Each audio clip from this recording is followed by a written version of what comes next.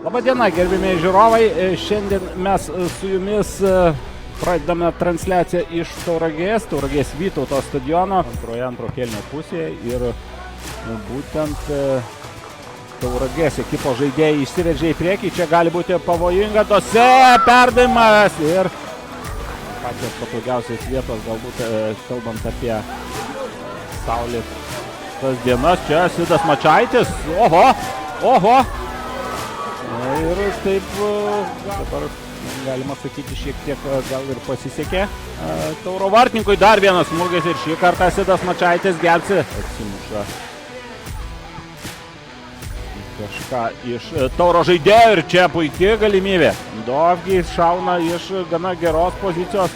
Toks negailestingas ir gan skaudus. Tuo tarpu Neptūnas atakuoja dešiniuoju kraštu.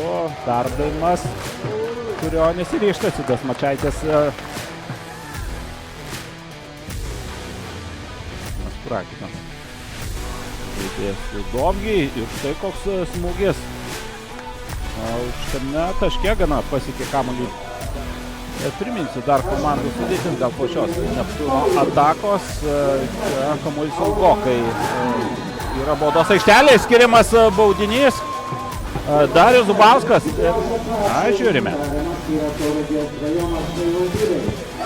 Sidas Mačaitis atrėmė smūgį, bet prie kamuolio pirmas Aleksandras Dovgi ir antrų bandymų siunčia kamuolį į vartus. Neptūnas po baudinio, tiesa netiesiogiai, bet atšokus kamuoliui. Bet turbūt, kad Raginis smūgiuos, smūgis į vartų plotą ir kiek nedaug pritrūko. Kuo ilgiau valdo kamuolį Klaipėdos ekipa. Čia dar ir štai toks momentas. Ant vėjos. Būna ir tokių epizodų. Tauro ataka, neblogas perdavimas, Minvū! Ojoj! Dar bus smūgis, ne. Minvū nesmūgiuoja, o toliau jau gaudo kamuolį. Vienas įvartis yra labai mažas. Vedasi kamuolį prie kampinio vėliavėlės, bet to ir nereikėjo. Aidi finalinis Kėlino Drungilo švilpukas, skelbiantis, kad Klaipėdos Neptūnas antrą kartą šiais metais įveikė Tauragės Taurą.